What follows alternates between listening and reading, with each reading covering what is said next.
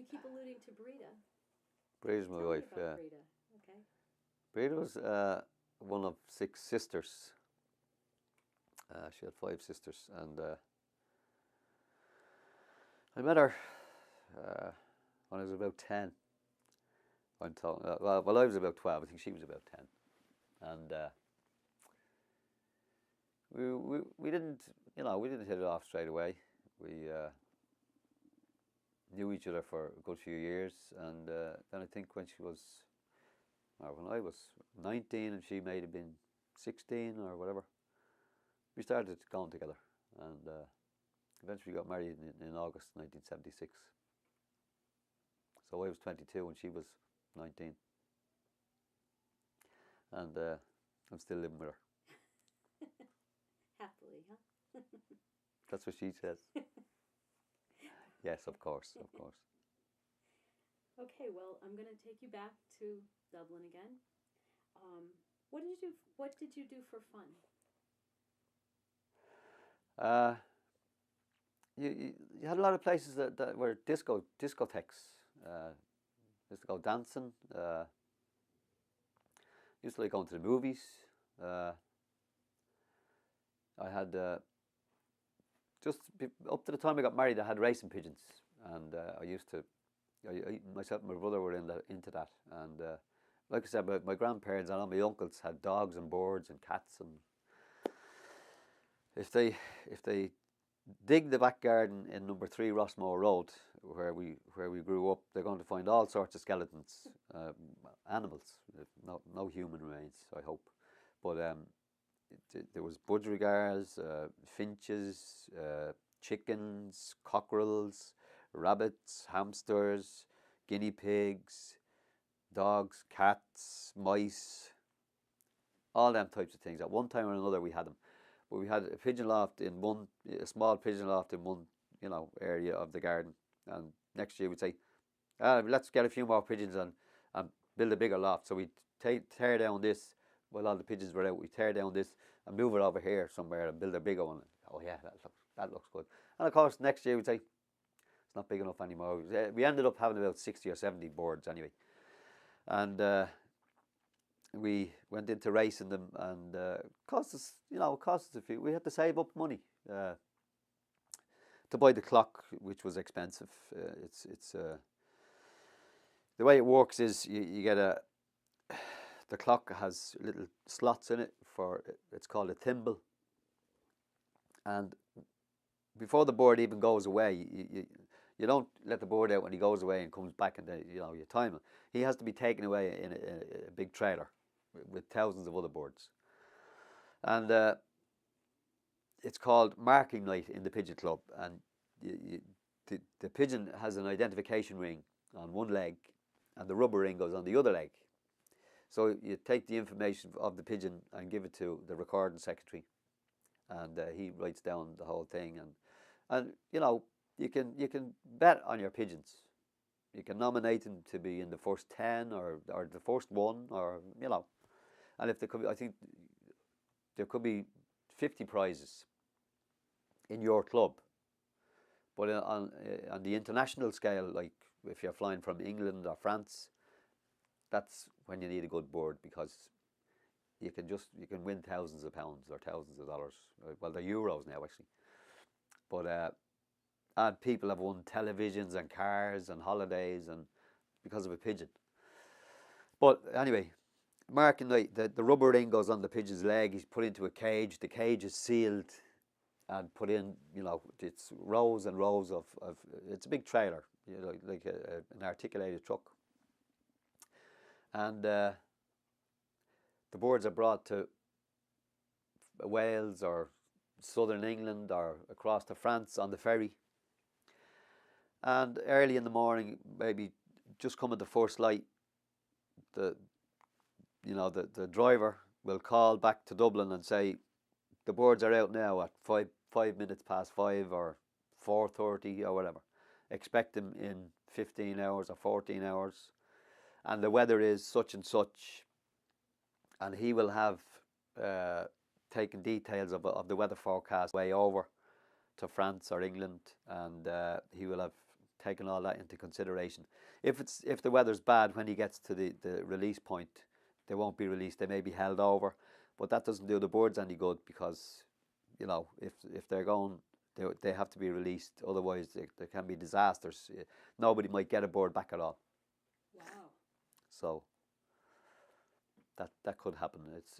You've people have told me they're coming back from England on the ferry and hundreds of pigeons will be floating in the sea. Believe it or not, if the weather's bad, if the wind is high, they'll fly along the sea, just above the water. But a freak wave could come up and, believe it or not, take a few of them. So they really do try to come back, even if the weather's Oh bad. yeah. They have a homing instinct that's second to none. Wow. Interesting hobby. Now your family seems very I'm sorry, did I cut you short? I was just going to say, may I take 5 minutes or 2 minutes? Sure. Just Sure. Let me. We're rolling. So Khan, your family seems very musical. Did you sing or play instruments in your home? yes. There was none of them very good, by the way. There was always a tin whistle or a mouth organ, or at one time my mother bought this real small accordion, and but my aunt, not my mother's sister, but my mother's brother's wife, she had a big accordion. We couldn't even see over it; it was that big, and she used to come along every so often. They'd have gone out for a few drinks of a night, celebrating something, whatever, and they'd all say, "Well, let's all go back to Ballyfermot, or let's all go back to Cabra for my house or your house, whatever." And out would come the accordion or the tin whistle or whatever, and or guitar, and it would go around. If any of us were still up, if it was a weekend night, we'd stay up late. Right, Bernard, it's your turn. You're singing a song or telling a story or whatever, and it'd go around the whole room. Everybody would have to sing or do something, and that's basically how we amused ourselves. But never played any of the instruments brilliant at all. But I always could carry a tune on a lot of things, and I could sing as well. So that was, but I wasn't very good looking. So anyway, still not. God. Now with your own children, do they all sing as well, or tell a Uh, story? Daniel is the youngest. He just turned 21 a couple of weeks ago, and I often hear him, of course he's into this hip hop type of stuff, and I often hear him, but no, there's no way will he sing or do anything. Elaine, who's my middle daughter, she's absolutely fabulous singer. She has a great voice. She was always into choirs in school, and the different classes.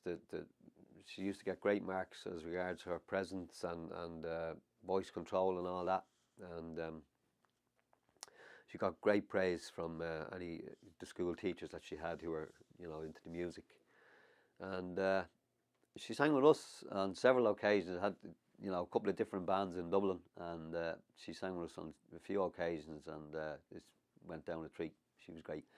Now, Karen can sing, but she won't sing either. She's just too shy. No, I don't want to sing that. No, I don't. No, don't want to sing that. But she can sing, and she's a very good singer too.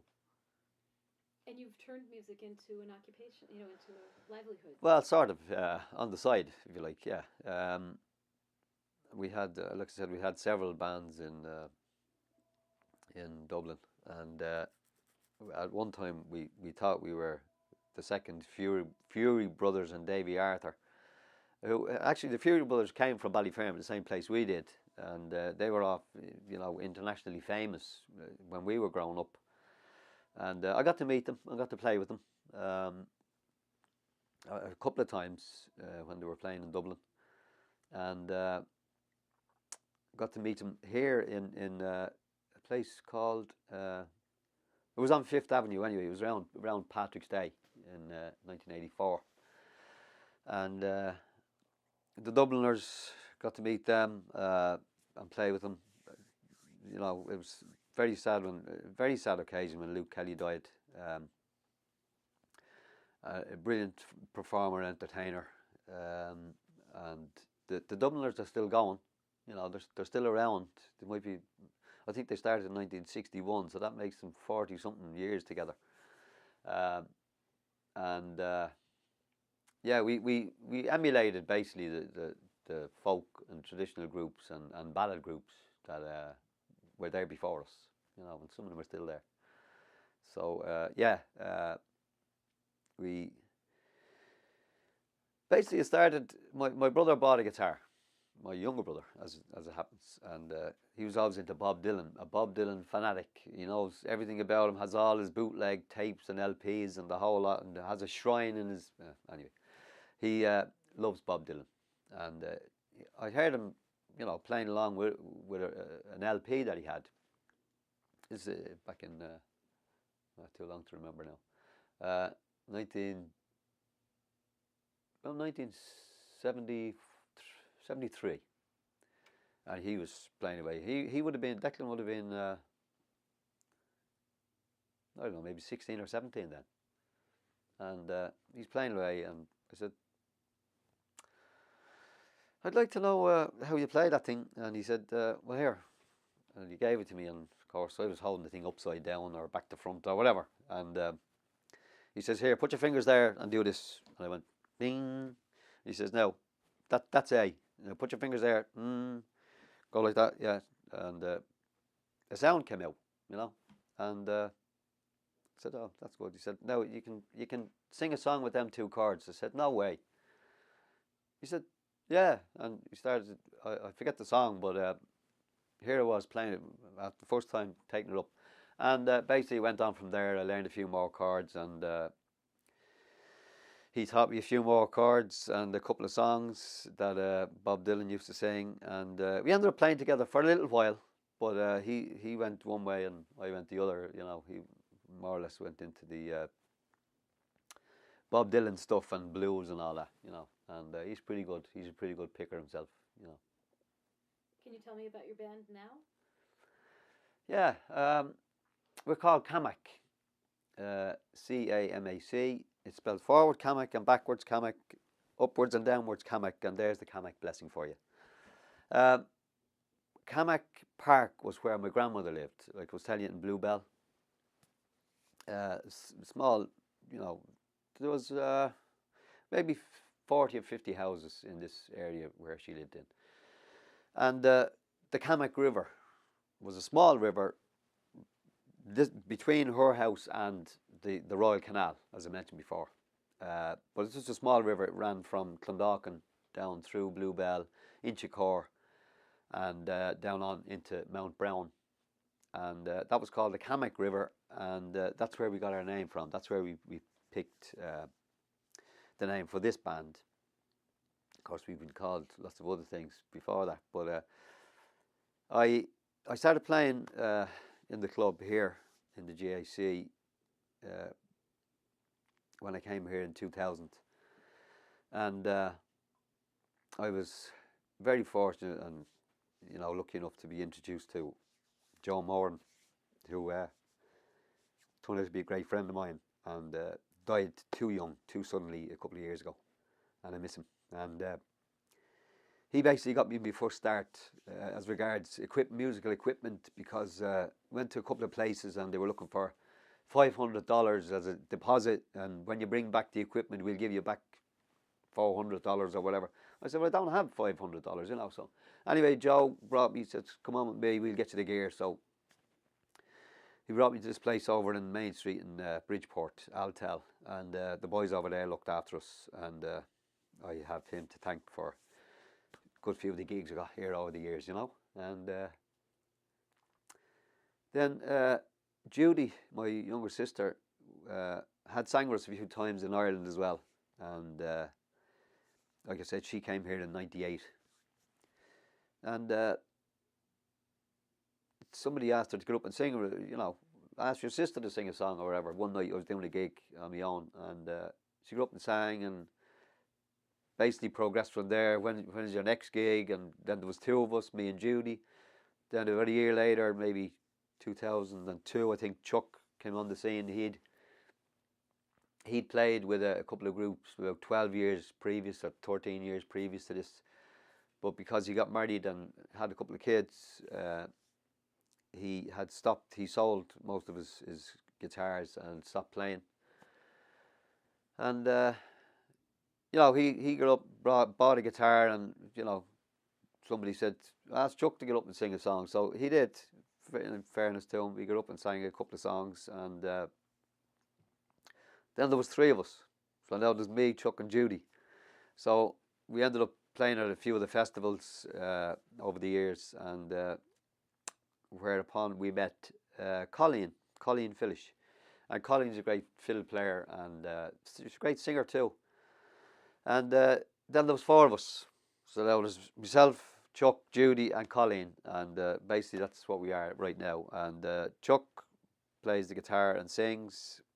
Judy plays the bodhrán, the tambourine, and sings. Colleen plays the fiddle and sings, and I play the guitar and sing. So there we are, and the bodhrán. So there we are, and we're called Kamak. Okay, good. There's a line from a song about Dublin, which refers to haunting children's rhymes. Can you remember any of the games, rhymes, or songs of your childhood? See the robbers passing by, passing by, passing by. See the robbers passing by, my fair lady. That's one. The girls, not so much the fellas, but the girls, the young boys used to play soccer basically. But the girls would have these 2 or 3 tennis balls or rubber balls, and they'd throw them up against the wall. And I know one was Plany a packet of rinse, so penny whatever it is. But that's basically the da da da da da da. And my mother always said if school lessons were taught in music, we'd all be we'd all be brainwashed. No, we'd all be brainy people, because music and rhythm has such it just gets into your head. And like we used to do everything basically to songs. We'd be playing skipping, the skipping ropes. Not like to do here. I mean, you see them doing incredible things here with skipping ropes. The way they jump in and jump out and jump over and under and whatever. And maybe 5 people at a time. We always tried that, but we always ended up tangled up in a rope. But yeah, skipping and kiss chasing. We always used to play kiss chasing. And one of the rhymes. What do you think of it now? Can you? I can't think of it right now, but it's something like Con is coming and he's going to marry me. He's going to marry me. He's going to marry me. Con is coming and he's going to marry me. Da, da, da. And the next fella, whoever the next fella was, and Relivio, Relivio was if you played chasing and whoever was tagged was you had to run. If there was 2 teams basically, and you had to run in, and if you tagged them again, they were released again. So the guy who was had to chase us all over again, And there was kick the can. There was all sorts of things we used to play. But yeah, the rhymes, they go back for centuries in Dublin, and they stick in your head. When you can think of them. Of course, I'm old now; I can't think of anything anymore. So anyway. Is kiss chasing like it sounds? Yeah. Okay. Oh, you try and steal a kiss anywhere you could. Didn't know I was successful. You probably ended up in a heap on the ground. Anyway, the old knee. Did you play any sports? Yeah, we had a couple of hurley sticks that we used to play, and Gaelic football and soccer. And they built a swimming pool, and we used to go swimming on certain occasions. I couldn't swim the length, but I could swim a width. That's as far as my lessons in swimming went. If it was any further than a width, I went down. Okay. a child, did you have any favorite foods or meals? Any favourite foods? Curly kale at Halloween. Uh, there used to be a tradition where you'd hide a threepenny bit, or 3 pence, like a dime or a nickel, in amongst the curly kale and mashed potatoes. And barn brack was always a favourite around that time, Halloween. And of course, the kids used to all dress up as ghosts or Dracula or Batman or Superman or whatever, and they'd go around, trick or treating. And at Christmas, Christmas was the best time of year because you somehow managed to get the money together for a turkey and a ham, and there was 10 in my family, including my mother and father. So a turkey or ham didn't last very long. So you had to eat when the turkey and ham was there, or else you were left out. But Christmas time was about the best with the turkey and the ham. And were there other trimmings besides just turkey and ham, or? We had a Christmas cake. We had cookies. We used to call them biscuits back then. But and of course you'd have soda pop and all that stuff. It was great. And then you were lucky if you got something from Santa Claus. We weren't all lucky. Something simple would do us. Not like today where you have PlayStations and computers and all this type of stuff. iPods. We could never envisage getting something like that when we were young. What kinds of toys did you have? A cowboy outfit. One brother would get the gun and holster, you get the chaps or whatever they were called, and he'd give you a loan of the gun and holster, and then you take it off and give it to him to whatever. Footballs was a big thing, soccer balls. The jerseys that they wear were they weren't very popular years ago. Maybe they should have been, but it's only maybe in the last 25 or 30 years that they've become really popular as a gift for kids, birthdays or Christmas. Okay. And were there any special foods or remedies that you had when you were sick? Carrageen moss. Really? Yeah. My mother used to, as far as I know, she used to buy it in the chemist. But it was sort of a hairy, grassy, spongy type of stuff. And she'd put in lemonade, the Carrageen moss, and then some honey, and boil it on the stove. And boy, did you drink that!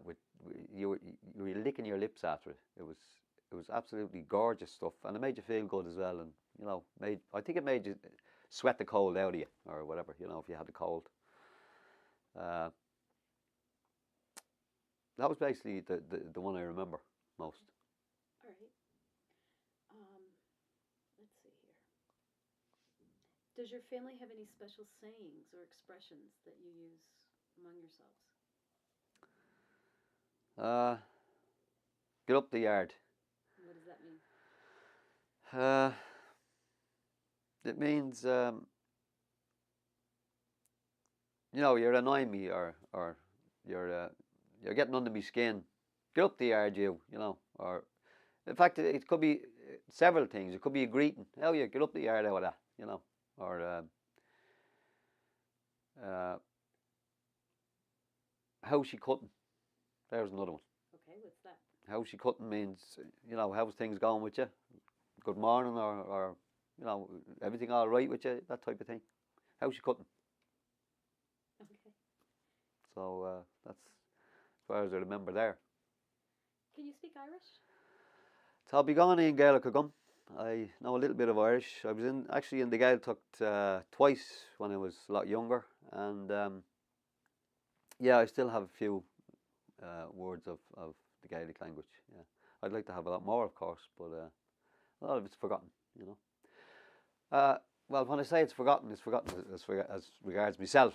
But one of the great things is the amount of Irish-speaking schools that have sprung up, especially in Dublin, in the since the mid-80s maybe, because the Irish language was downtrodden, and our religion was downtrodden for years and years by different other cultures coming into Ireland and whatever.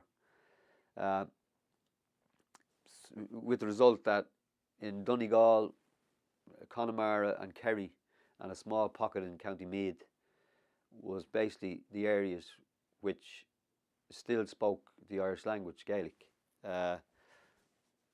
all through those times. Basically, we acquired the English language from from an oppressor, basically. But yeah, the Irish language has always been interesting to me. Now, growing up in Dublin, did that affect you politically? Did it shape you politically?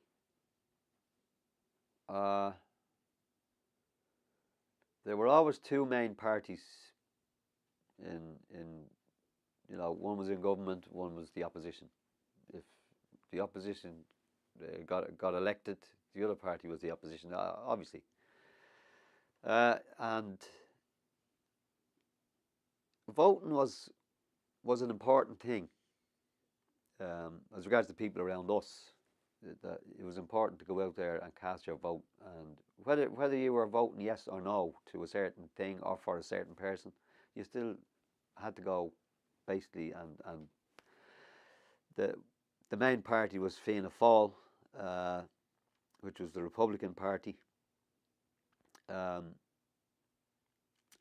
Yeah, you had political goings on all the time, and it was always interesting to see politicians on the TV, the way they skirted around subjects and avoided questions, that type of thing. But yeah, politics I've always had an interest in politics. Yeah. You referred to your grandfather as being a pallbearer for Michael Collins. Yes.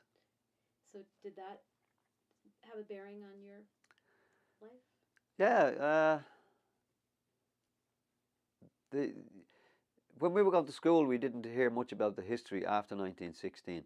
Basically, we didn't learn much after. It was from the famine, basically, which was the mid 1800s up to 1916, and the Easter Rising was basically what the lessons we were given in school when I was going to school. But like I said, I went to work when I was 15, so I'd only done 2 years in secondary college. And I'm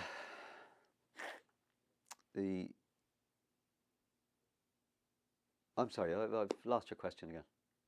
Well, I had asked, I said where your grandfather was a pallbearer Yes, for Michael yes. Collins, and did it have a bearing on you in your life? Not directly, obviously, but indirectly, of course it did. Yeah. To a man like Michael Collins was very. He was a big man, first of all, I'm told, and he was instrumental. Is that the word I'm looking for? In shaping, the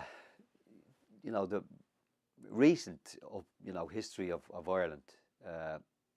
If you often wonder what way things would have turned out if this person had have stayed alive, or if this person hadn't been assassinated.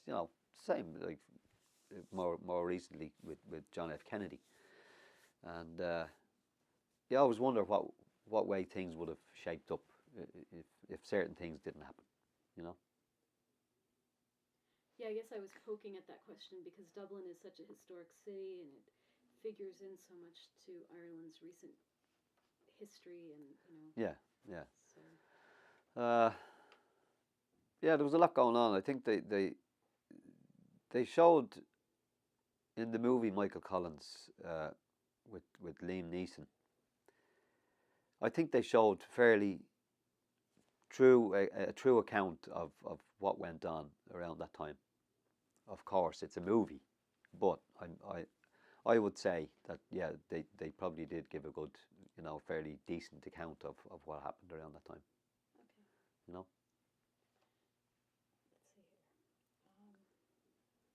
Well, you alluded slightly to your holiday celebrations like Christmas. How about Easter and St. Patrick's Day? Were those special days for your family? Yeah, they were. Yeah. Easter eggs were always a big thing because we all loved chocolate. Uh, and for years, I remember just getting the egg, and then in later years, you'd always get one with Smarties in it or uh, jelly beans or something. And this was great. You know, you're getting an Easter egg and more chocolate inside or more sweets inside. You know, and St. Patrick's Day, we always had a parade through Dublin, and that was very colourful. The army for years always, you know, took part in the Easter parade or St. Patrick's Day parade, I should say.